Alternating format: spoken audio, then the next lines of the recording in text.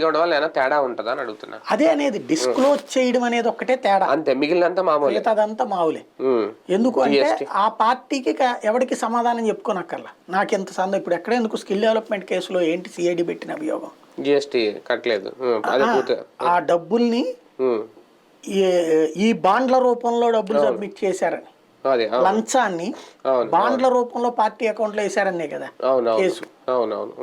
చంద్రబాబు గారి కేసులో అదే కదా వాళ్ళు పెట్టిన సిఐడి, బాండ్ల రూపంలో. అంటే ఆ బాండ్ అనేది చట్టబద్ధం అని చెప్పి మొన్న కూడా తెలుగుదేశం వాదించి, ఇప్పుడు అది చట్ట విరుద్ధం అని.